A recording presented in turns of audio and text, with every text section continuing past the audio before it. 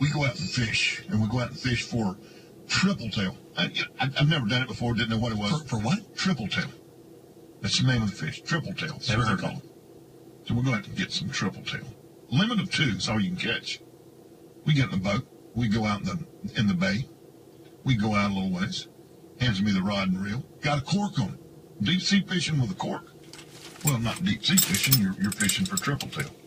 Put a little shrimp on it. Drop it down there about 1.5 feet, 2 foot in the water. Cast it out there. And you reel it by those little buoys out there that maybe were a crab pot or something. Right. Bam.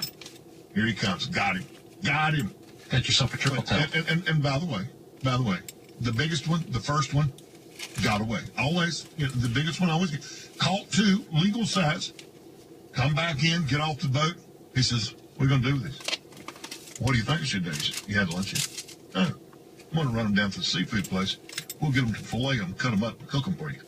So, dude, I'm telling you, you don't get seafood any fresher than that. Anyway, well, you could have taken a bite out of the boat. That's the only way it would have been fresh. Yeah, dude, I'm just telling you, we go down and we get we do fresh seafood. Sean, my guy there with Alley Cats Charter, carried me out. I'm telling you, I highly recommend it. It's a good deal. Had fresh seafood. Come back yesterday. Get in the car 7:30 yesterday morning. Get in the car. Get out of the car yesterday afternoon about 7:45. Wow. So 12 hours sitting, driving.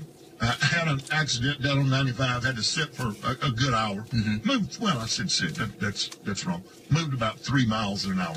But anyway, Apalachicola, Florida Seafood Festival coming up in November. Check it out. I know that you had a big weekend as well. But look, while I'm in Florida.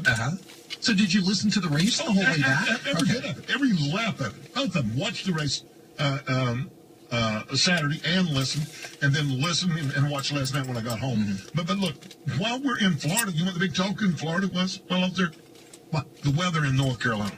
Oh, the flooding and stuff? Oh, my gosh. I was right in the middle of it yesterday. I dropped my son off at camp. Not to, it was kind of cool. It's in a place called Boomer. Yep. North Carolina, up kind of in the foothills, getting close to the mountains.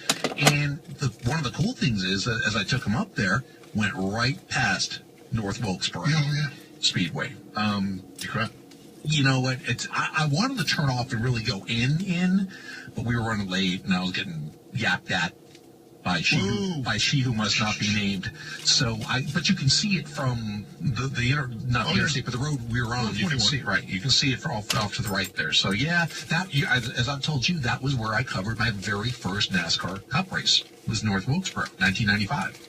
And so yeah, I went by there. They've had all kinds of flooding up there, as you well know. But dropped my son for camp off, and here's where my day got a little interesting, because like you, I had to DVR the race, and I went on to total tech lockdown. I'm like, I'm not gonna get on Twitter.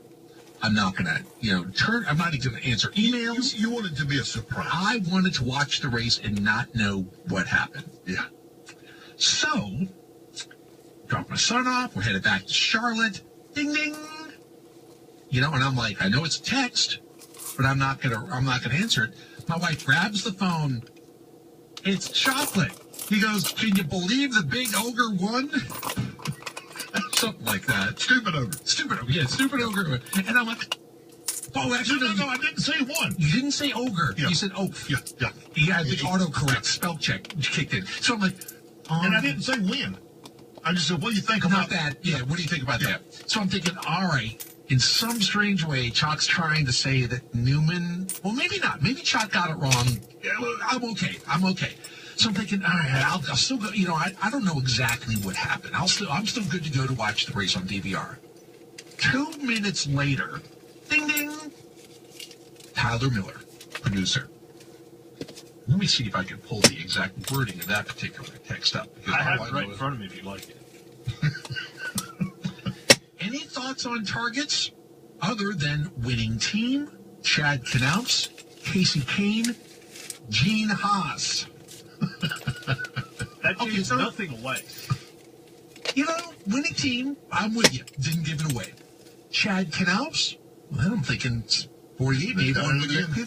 Casey Kane? Well, I just figured, Tyler's got this man crush on Casey Kane that dates back years. That could mean anything. I'm just a fan. Gene Haas. I start thinking, unless Gene Haas and Tony Stewart punched each other out on pit road, Stewart Haas Racing won that race. Yeah. So now I've got it down to 3 cars. Tony, Ryan, and Danica. All right, let me rephrase that. Now I've got it down to 2 cars. Okay? So I went into the race thinking I got Choc's Ogre on one side and the Haas from Tyler on the other. I'm fairly sure it's going to be Ryan Newman. So I still watch every minute of the race. We can talk about it, and I tell you what, that last pit stop is going to be talked about for quite a while.